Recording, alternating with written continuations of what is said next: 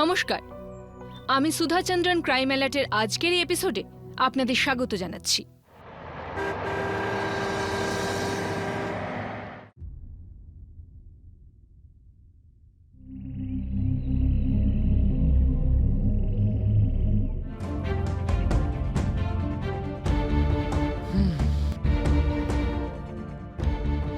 লন্ডনে আমি second hand charter plane কিনেছি।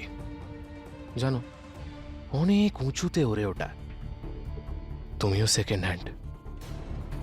বেশি উঁচুতে ওড়ার চেষ্টা করলে না, তোমার টানা কেটে নিচে ফেলে দেবো।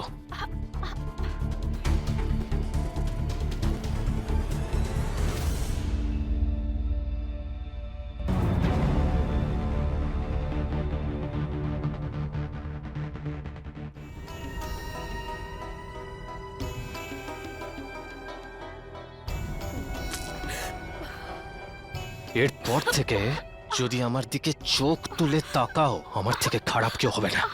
আজ থেকে তুমি আমার স্ত্রী, আর তুমি সেটাই করবে যেটা আমি বলবো। আর আমি ছাড়া আর কারোর ব্যাপারে যদি ভাবো না, তাহলে তোমার চোখ থেকে তোমার ঘুম উড়িয়ে দেব আমি। আর যা আগে হয়ে গেছে ওগুলো সব ভুলে যাও, বুঝেছো?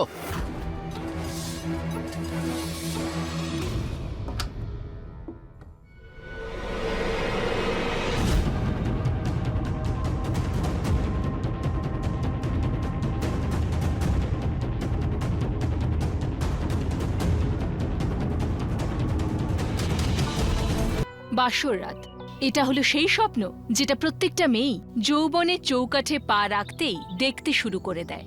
নিজের মনে বাসর রাতের অনেক রকম আশা আকাঙ্ক্ষা নিয়ে সে নিজের স্বামীর ঘরে যায়, একটা নতুন জীবনের সূচনা করে।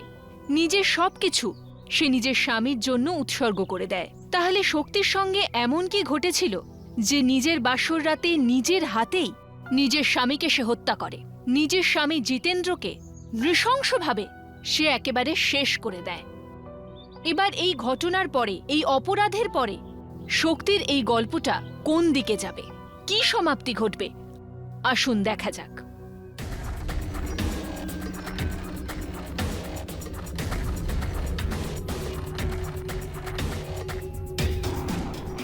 মা, আমি তোকে এখন যা বলতে এসেছি সেটা ভালো করে বোঝ। জিতেন্দ্র খুব ভালো ছেলে, অনেক বড় লোক, আর তোকে খুব ভালোবাসে। তুইও একদিন ওকে ঠিক ভালোবাসবি। এই বিয়ের জন্য রাজি হয়ে তুই খুব ভালো করেছিস। না হলে তুই তো তোর দাদাকে চিনিসই, তুই তো জানিসই তোর দাদা যখন রেগে যায় তখনও কি করে, তোর মনে আছে? গতবার যখন তোর দাদা রেগে গিয়েছিল তখন তোর বৌদির কি অবস্থা করেছিল মনে আছে তো? খুলে দাও না প্লিজ, প্লিজ বের করো এখান থেকে আমাকে, দয়া করে আমার কথাটা শোনো, দরজাটা খোলো। যারা আমার পথে বাধা হয় না, তাদের পরিণাম এটাই হয়। আর এই কথাটা একদম ভুলে যাস না, বুঝলি? খোলো দরজাটা, কি গো, দরজাটা খোলো না, দরজাটা খুলে দাও, খুলে দাও না দরজাটা।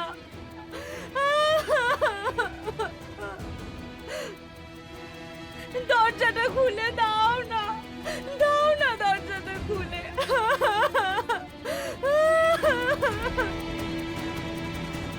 যা কিছু ঘটে ভালোর জন্যই ঘটে। তোর দাদাকে তো আমি অনেক কষ্টে বুঝিয়েছি, এবারে তুই এই কথাটা ভালো করে বুঝে নে যে জিতেন্দ্র তোর স্বামী। আজ তোদের ফুলশয্যা, এই রাতটা স্পেশাল করে দিস, বুঝেছিস?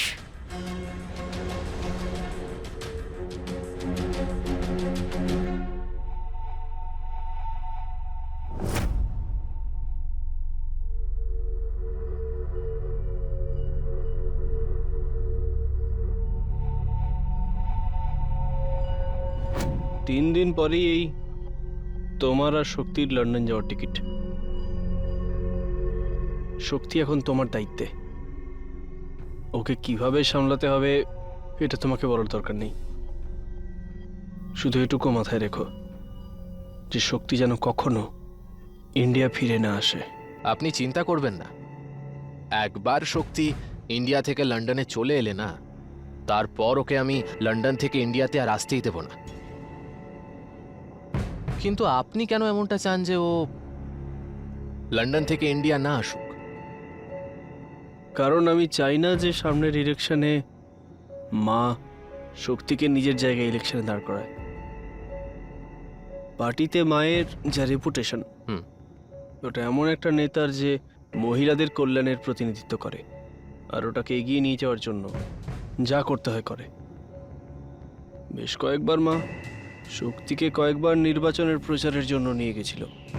তাই এরকম হতে পারে যে শক্তিকে মা উত্তরাধিকারী হিসেবে ঘোষণা করে দেয়, যেটা আমি একদম চাই না।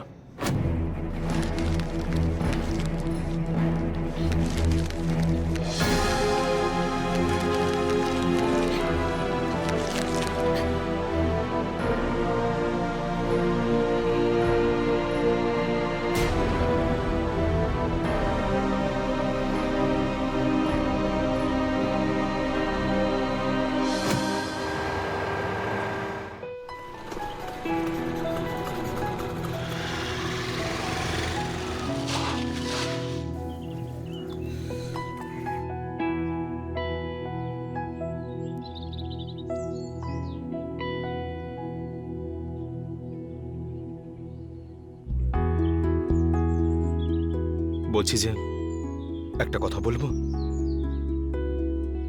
আসলে এই আংটিটা কখনো নিজের হাত থেকে খুলো না। কেন? এমন কি স্পেশাল আছে এই আংটিতে যে এই আংটিটা আমার কাছ থেকে কখনো দূরে সরাবো না?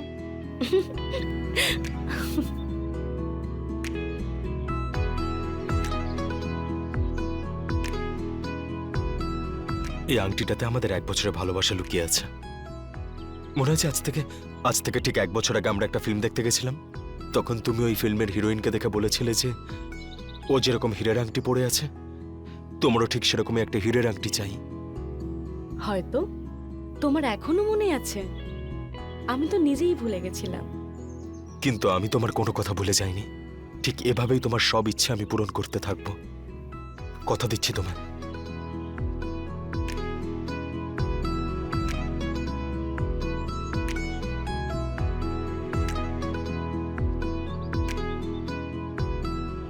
শোনো, তুমি সারা জীবন আমাকে এরকমই ভালোবাসবে তো?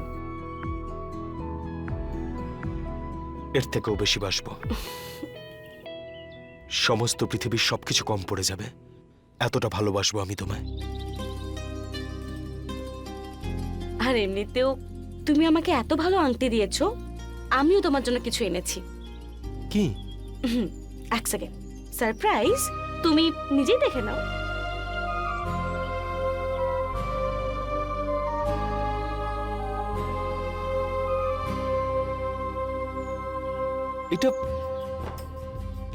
এটা তুমি এখনো যত্ন করে রেখেছো? এখনো পর্যন্ত কি? এটা তো আমি সারা জীবন সামলে রাখবো। মনে আছে, এটা সেই মুভির টিকিট। 3 ঘন্টা মুভিটা দেখার সময় আমরা একে অপরের হাত ধরেছিলাম। আর 3 ঘন্টা তো মুভি দেখেইনি, বরং তোমাকেই দেখছিলাম। তা তুমি 3 ঘন্টা ধরে আমাকেই যখন দেখেছো, তাহলে আংটিটা কখন দেখলে? তুমিও না। 1 মিনিট। শক্তি, দরজা খোল, দরজা খোল, না হলে দরজা ভেঙে দেব। শক্তি, তাড়াতাড়ি দরজাটা খোল। শক্তি, তোর রুম থেকে এরকম রক্ত বেরোচ্ছে কেন? শক্তি, দরজাটা খোল। শক্তি, শক্তি, দরজাটা খোল। শক্তি,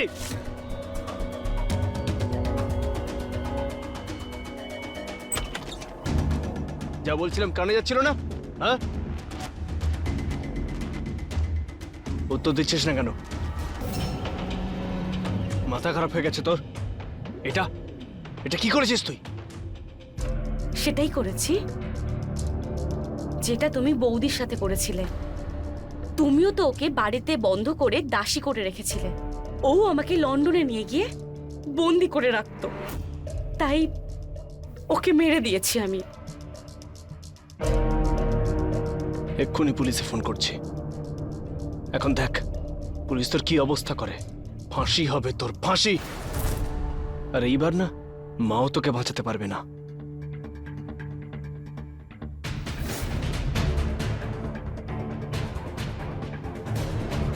তুই আমাকে মারবি? আমাকে মারবি তুই? এত সাহস হয়ে গেছে তোর? এই কুঠার দিয়ে তোকে কেটে টুকরো টুকরো করে দেব। অনেক সহ্য করে নিয়েছি আমি তোকে।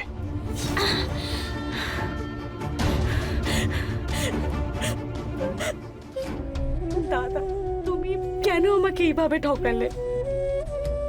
কেন তুমি আমার খুশিটা সহ্য করতে পারতে না? তাও আমি তোমাকে এতটা বিশ্বাস করেছিলাম, কারণ তুমি আমার দাদা হও।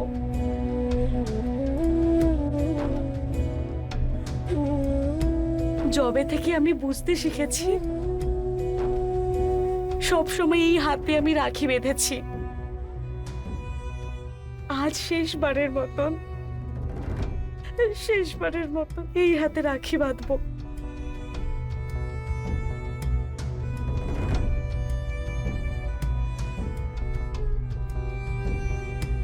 দাদা, আমি প্রতি বছর এই কথাটা ভেবেই তোমাকে রাখি বাঁধতাম যে তুমি আমাকে আশীর্বাদ দেবে। এই হাত ভালোবেসে আমার মাথায় দেবে। সেটা তুমি কখনো করোনি। হ্যাঁ বলুন। আরে নিশ্চিন্ত থাকুন। দাদা, টেন্ডার দাদা আজকে রাখি, তুমি রাখি পরবে না? মায়ের সঙ্গে কথা হয়ে গেছে। হ্যাঁ। আরে এটাও আপনাকে বলতে হবে?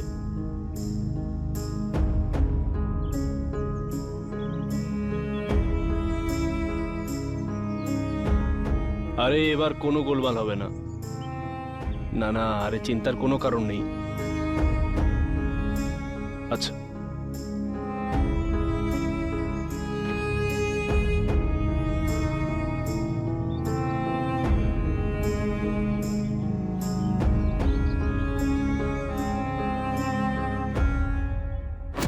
এই রাখি ওই দাদাদের জন্য নয় যারা নিজেদের বোনেদের ভালো রাখতে পারে না, যারা দাদাদের দায়িত্ব পালন করতে পারে না।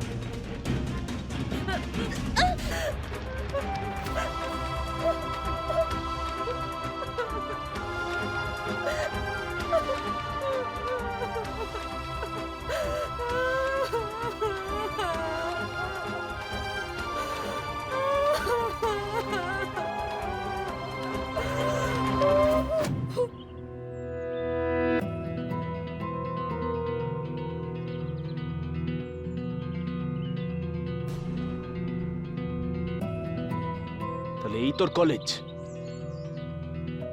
হ্যাঁ, আমি দেখা করতে এসেছি। ভালো হয়েছে তুমি এসেছো। তুমিও দেখা করে নিও। নিশ্চয়ই দেখা করব। আর দেখা করার পর ও সারা জীবন তোর সঙ্গে দেখা করার সাহস পাবে না। অনেক হয়েছে দাদা। কতদিন আর আমাকে হাতের মুঠোয় রাখবে? কতদিন আর আমার জীবনটাকে তোমার কথায় চালাবো বলো তো? প্রচুর কথা শিখে গেছিস না তুই? হ্যাঁ, যে কোনো কাজ করার আগে না একবার নিজের বৌদির কথাটা ভেবে নিবি তুই, ঠিক আছে? আমি না বৌদি নয়, আমি ভয় পাই না তোমাকে।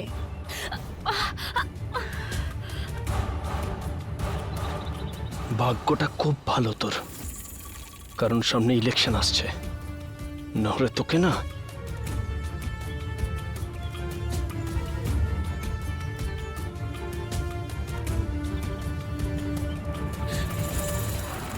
আরে তুমি ঠিক আছো তো? হ্যাঁ, তুমি বসো। আচ্ছা, ওই ওই লোকটা কে ছিল যে তোমার উপরে এত রাগ দেখাচ্ছিল আর মনে হচ্ছিল তোমাকে যেন প্রাণে মেরে ফেলবে। বয়ফ্রেন্ড ছিল? কেন, হিংসা হচ্ছে? শোনো না, কোথাও তোমার মনে আমার জন্য প্রেম জন্মায়নি তো? ভালোবেসে ফেলোনি তো আমাকে?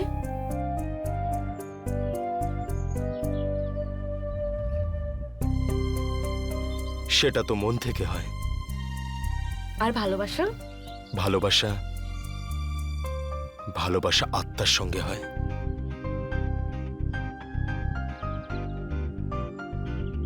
শাহিদ, আমি আমি আমার পরিবারের ব্যাপারে তোমাকে সত্যিটা বলিনি। কি বলতে চাইছো তুমি?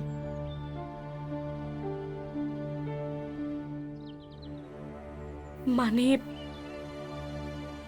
যে লোকটা এক্ষুনি এখান থেকে গেল, সে আমার নিজের দাদা সঞ্জয় ছিল। আর এই শহরের মন্ত্রী হলো গায়ত্রী দেবী, আমার মা। শাহিদ, আমার মনে হয় যে আমাদের সম্পর্কটা এখানেই শেষ করে দেওয়া উচিত।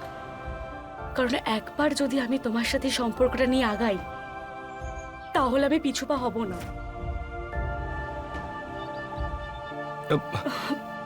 আমিও তোমায় কথা দিচ্ছি, যাই হয়ে যাক না কেন পিছনে সরে যাব না আমি। তাতে আমার প্রাণ চলে গেলেও যাক, সত্যি বলছি।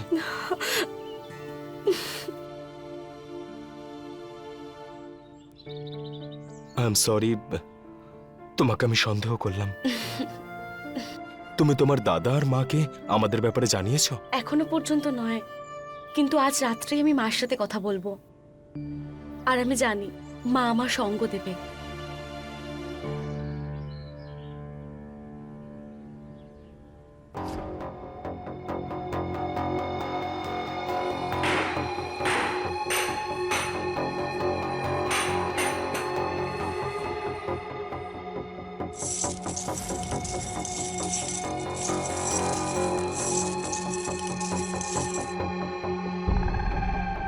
এই আওয়াজটা কোথা থেকে আসছিল?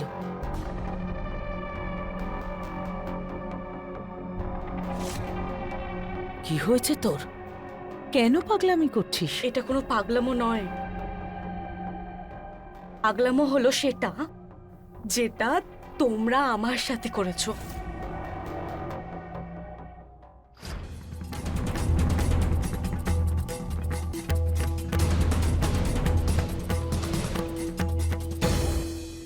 মা, এক পা যদি আর এগো, আমি তোমার টুকরো টুকরো করে দেব।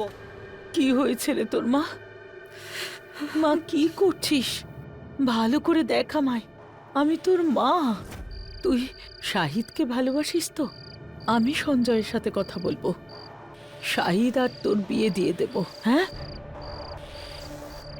মেরে দিয়েছি আমি ওকে।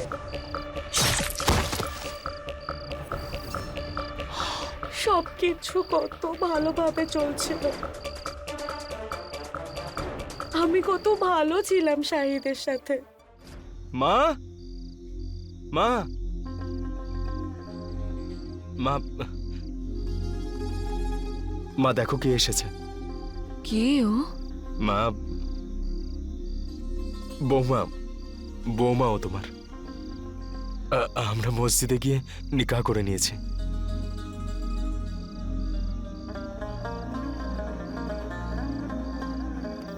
মাশাআল্লাহ, এ তো চাঁদের টুকরো। তোমার নাম কি মা? কোন বংশের মেয়ে তুমি?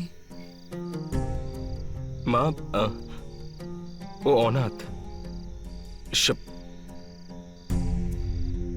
শবানা ওর নাম।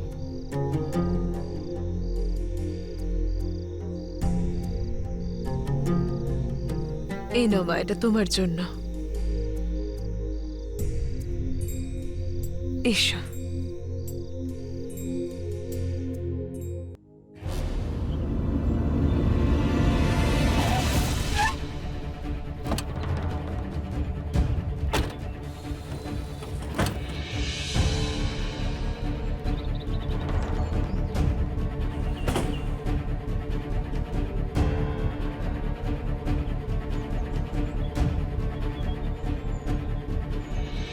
গায়ত্রী দেবী, আপনি এখানে?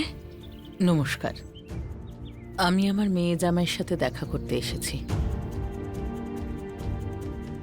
যদি আমার স্বামীর গায়ে কেউ হাতও দেয় তাহলে ভালো হবে না। মারে, সেরকমটা নয় যেরকমটা তোর মনে হচ্ছে। তোর কাছ থেকে দূরে থেকে একটা কথা বুঝেছি, যে তুই তোর জীবনটা তোর মতো করে বাঁচতে চাস। ঠিক আছে মা, এটা তোর অধিকার। যাতে তুই খুশি হবি মা, আমরাও তাতেই খুশি হব। তোরা দুজনে তোদের মোবাইল নাম্বার চেঞ্জ করে দিয়েছিস। জানিস কত কষ্ট হয়েছে আমাদের শাহিদের গ্রামের বাড়ির খোঁজ করতে। মা, মা আমাকে বিশ্বাস কর, শাহিদ আর তোর সম্পর্ক নিয়ে আমার কোনো সমস্যা নেই। শাহিদ, তুই আমাকে এত বড় মিথ্যে বললি? যাকে আমি নিজেদের ধর্মের ভেবে আমার বাড়িতে রাখলাম, সে আমাদের ধর্মেরই নয়। আমার বাড়ির বউ হিসেবে ওকে আমি মানবো না।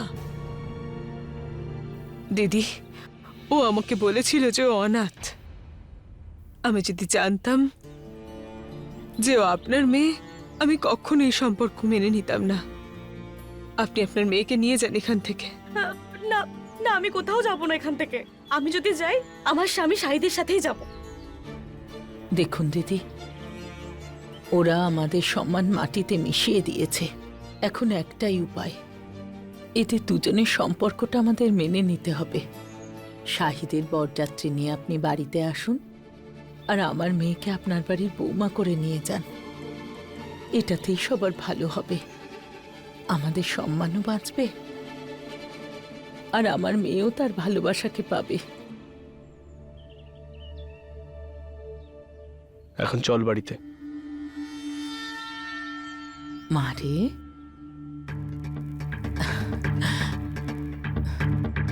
আমি তোর মা, তুই যেমনটা চাস ঠিক সেই রকম হবে। বিশ্বাস করছিস না আমায়? হ্যাঁ, চল বাড়ি চল।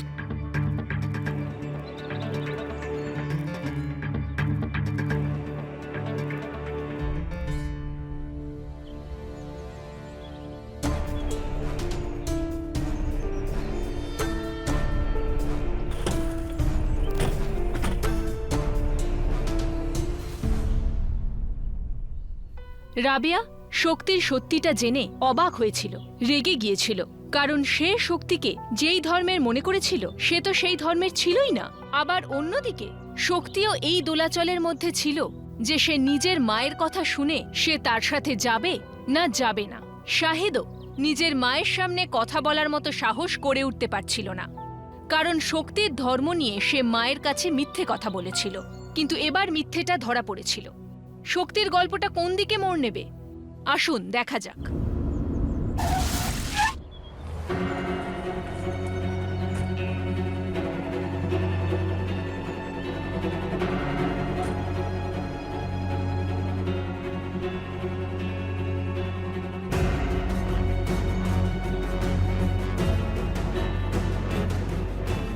দাদা ছাড়ো আমাকে।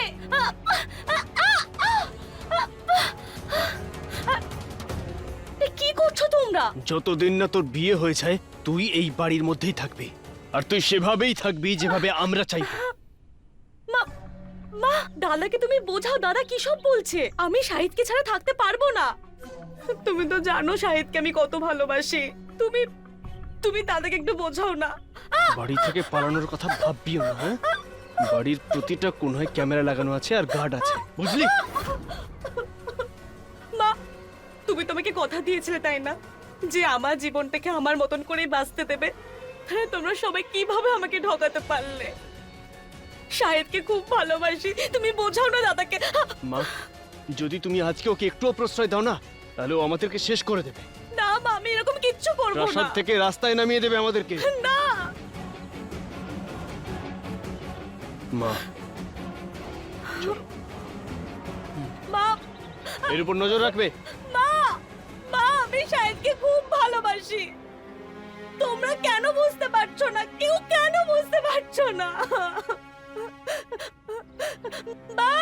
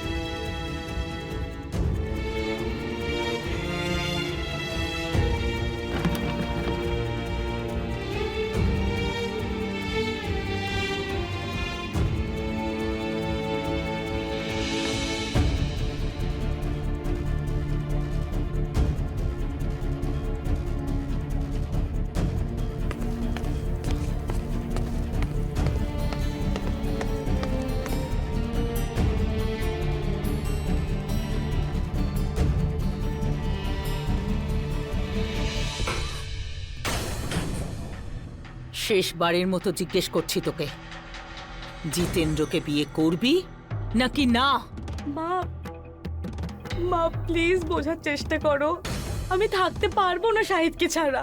মা তুমি দাদাকেও বোঝাও, আমি আমি মরে যাব শাহিদকে ছাড়া। একটা কথা কান খুলে শুনে রাখ, অন্য এক ধর্মের ছেলে এই বাড়ির জামাই হতে কখনো পারবে না, কখনো না। ওই ছেলেটার তো আমি ওই অবস্থা করব যেটা দেখে কেউ এই পরিবারের মান সম্মান নিয়ে খেলার সাহস দেখাবে না।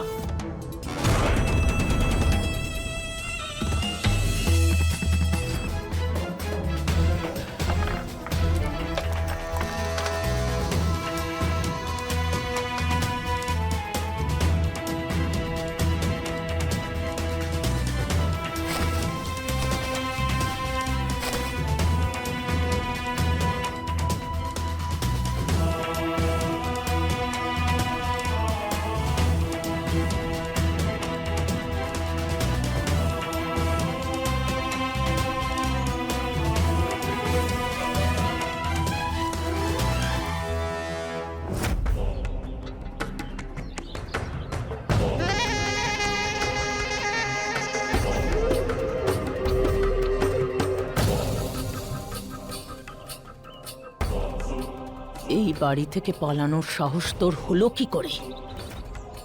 এই সব তোমার প্রশ্রয় দেওয়ার কারণে হয়েছে। বলেছিলাম যে এত স্বাধীনতা দিও না ওকে। আশীর্বাদ হয়ে গেছে জিতেন্দ্রর সঙ্গে, বিয়ে দিয়ে পাঠিয়ে দাও লন্ডন। কিন্তু তুমি কি আমার কথা শুনলে? না, আজকেই জিতেন্দ্রকে ফোন করো আর ওকে বলো যে এসে ওকে বিয়ে করে যেন লন্ডন নিয়ে যায়। দাদা কি বলছো তুমি এসব? আমার বিয়ে অলরেডি হয়ে গেছে শাহিদের সাথে। আমি দ্বিতীয়বার বিয়ে করতে পারবো না। মা আর মা, আমি শাহিদের বাচ্চার মাও হতে চলেছি। তুমি দিদা হতে চলেছো।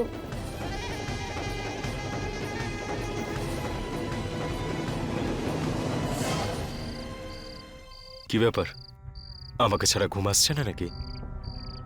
শাহিদ, ঘুম তো আমার বাড়ি আসার পরেই উড়ে গেছে। ওরা সবাই মিলে আমাকে ষড়যন্ত্র করে ঢুকিয়েছে। কি হয়েছে? ওরা আমাকে মিথ্যে কথা বলেছে।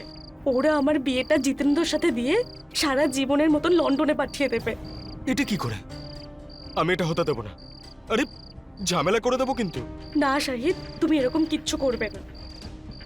তুমি তুমি আমার দাদা আর আমার মাকে চেনো না। ওরা খুব পাওয়ারফুল লোক, ওদের হাতে প্রচুর পাওয়ার আছে। আরে কিন্তু এটা কিভাবে? আমরা কি করব? তুমি তুমি একটা কাজ করো, তুমি বাড়ি চলে এসো। আমরা এখান থেকে পালিয়ে অনেক দূরে চলে যাব। আমাদের কাছে আর কোনো রাস্তা নেই।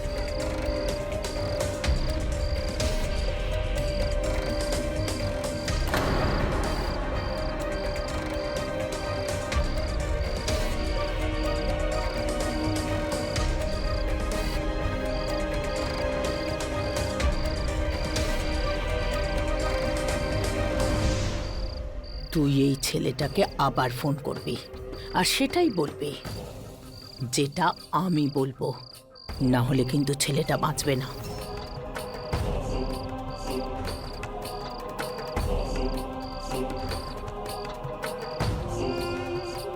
ওকে বল পিছনের রাস্তা দিয়ে পুলের কাছে আসতে বল।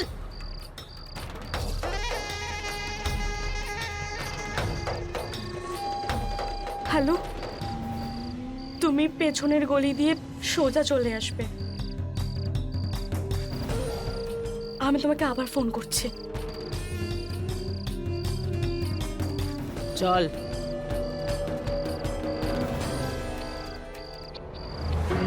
এখান থেকে কোন দিকে যাব?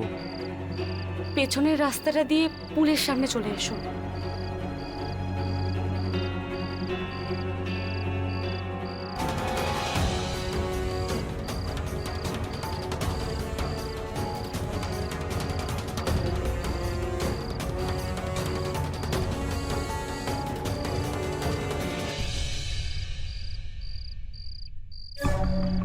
এভাবে আমাকে ঠকানোর কি প্রয়োজন ছিল?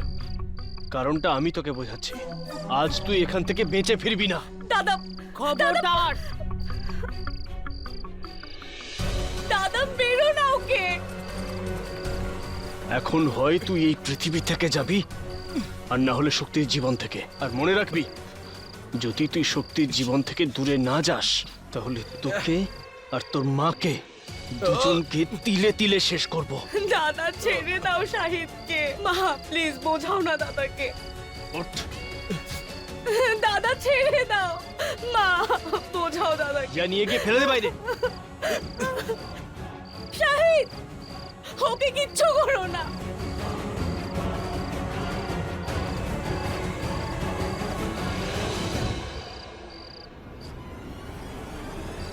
মা দাঁড়াও, আমি বলেছি যে নিজের জায়গা থেকে নড়বে না। তোমাকে কতটা বিশ্বাস করেছিলাম, কি করলে তোমরা? আমার ভালোবাসাকে আমার থেকে কেড়ে নিলে, আমার সন্তানকে আমার থেকে দূরে করে দিলে। যদি আজ তুমি ওর বাচ্চাকে শেষ না করে দাও, তাহলে কাল এই বিধর্মীর বাচ্চা তোমার পলিটিক্যাল ক্যারিয়ারের সঙ্গে সঙ্গে আমাদের সবাইকে শেষ করে দেবে। কি বলবে তুমি জনতাকে? আর জিতেন্দ্রকে? মানুষের মধ্যে তোমার যে রেপুটেশন আছে সব শেষ হয়ে যাবে। যখন লোকে এটা জানবে যে তোমার নিজের মেয়ে কোনো অন্য ধর্মের ছেলের বাচ্চার মা হতে চলেছে। যে মহিলা নিজের মেয়েকে সামলাতে পারে না, সে অন্যের মেয়েদেরকে কি করে রক্ষা করবে? আমি তো কিছুই বুঝতে পারছি না, আমি এখন কি করব? এই ইঞ্জেকশনটা ইউজ করলেই ওর পেটের মধ্যের পাপটা নিমেষে শেষ হয়ে যাবে।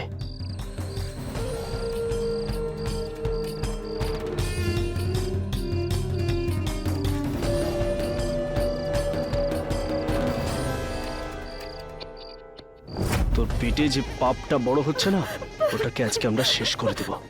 আমার সন্তানকে কিচ্ছু করো না। আমার সন্তানের থেকে দূরে থাকো তোমরা। তোমরা যা বলবে সেটাই করব। মা, মা এটা কি করছো? ছাড়ো আমাকে। মা, কেন করলে? জানি না কি হয়েছিল, আমার বুদ্ধি ভ্রষ্ট হয়েছিল। আমি এটা করতে চাইনি রে। মা বিশ্বাস কর আমায়, ক্ষমা করে দে, ক্ষমা করে দে আমায়। ক্ষমা করে দেবো তোমাকে? ক্ষমা করে দেবো তোমাকে? ক্ষমা করে দেবো তোমাকে আমি? যদি শুধুমাত্র তুমি আমার মাই হতে, তাহলে আমি তোমায় ক্ষমা করে দিতাম। কিন্তু তুমি আমার সন্তানকে মেরে ফেলেছো। মেরে ফেলেছো ওকে। আর তুমি জানো এই অপরাধের কি শাস্তি হয়? আমি বলছি তোমাকে, মৃত্যু।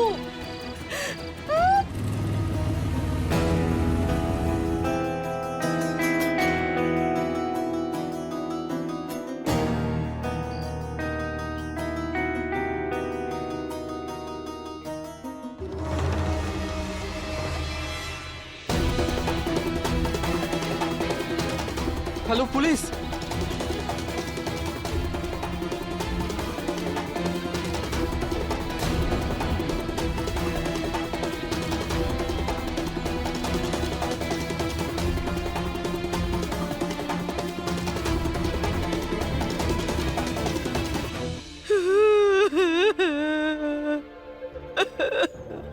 শাহিদ।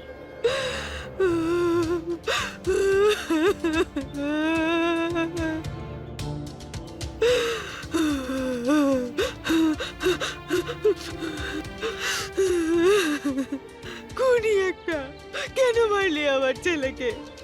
কেন মারলি বল? মাঝ পথে আমাকে কিভাবে ছেড়ে দিলে তুমি শাহিদ?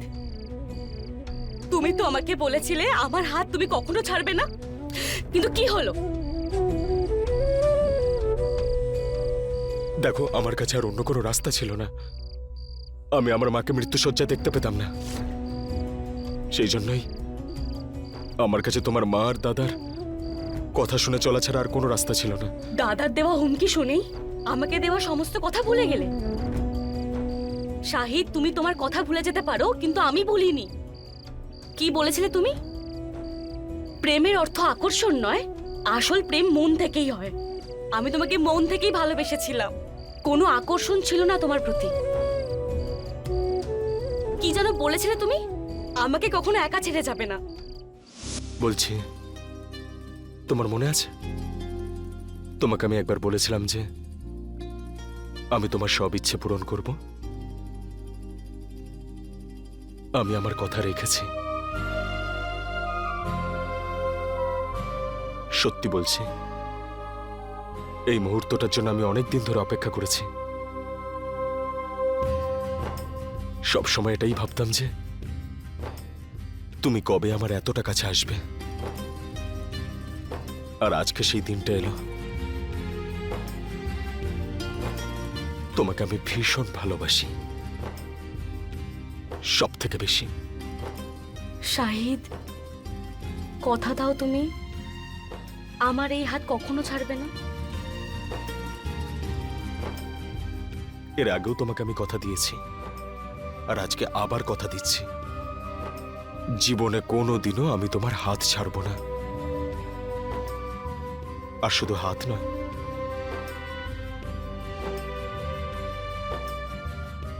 আমি তোমাকেও কোনোদিনও ছাড়ব না। যখন আমি জীবনে এতটা এগিয়ে গেলাম, তোমাকে বিয়ে করলাম, আর এখন আমি তোমার হবু সন্তানের মা হতে চলেছি, তো তুমি তুমি কিভাবে পিছুপা হতে পারো?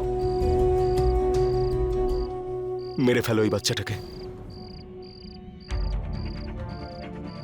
কি কি বললে তুমি?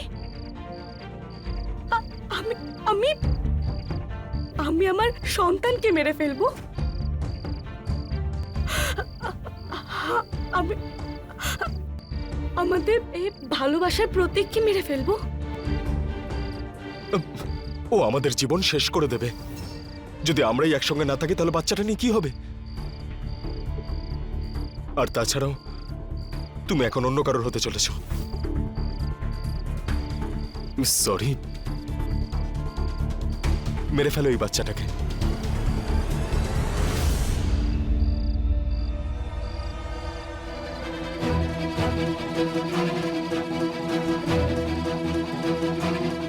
শাহিদ, কি করছোটা কি তুমি? রাখো এটা, ফেলে দাও বলছি।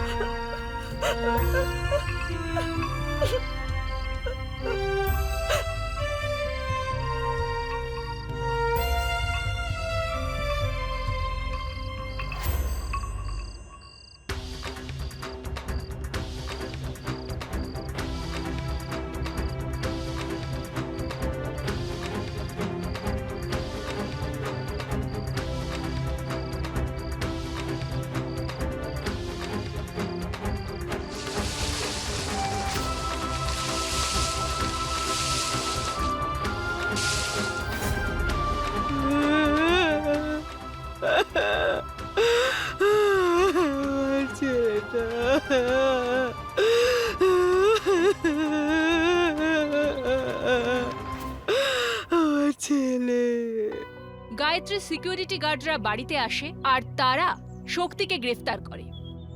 শক্তিও পুলিশের সামনে নিজের অপরাধ স্বীকার করে আর সে চিনিয়ে দেওয়ার পর শাহিদের দেহ পুলিশ উদ্ধার করে। আমাদের সংবিধান প্রত্যেকটি মানুষকে নিজের ইচ্ছে জীবনযাপনের অধিকার দেয়।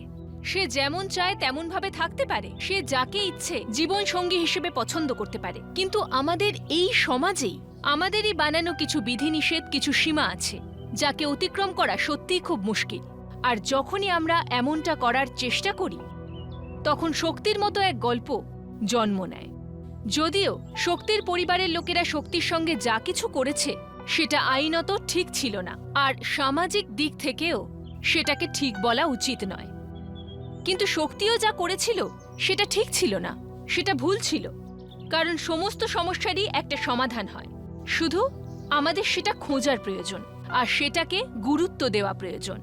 হঠকারিতার বশে এরকম পদক্ষেপ নেওয়া উচিত নয়। মনে রাখবেন, রাগ আর আবেগের বশে নেওয়া কোনো রকম সিদ্ধান্ত শুধু আপনার জন্যই নয়, বরং আপনার আপনজনের জন্যেও ক্ষতিকারক হয়ে উঠতে পারে। এই কথা বলেই আমি সুধা চন্দ্রন এখন বিদায় নিচ্ছি, এই কথা দিয়ে যে পরবর্তী এপিসোডে একটা নতুন গল্প নিয়ে আবার দেখা হবে। দেখতে থাকুন ক্রাইম অ্যালার্ট, অন্যায়ের বিরুদ্ধে সোচ্চার। জয় হিন্দ।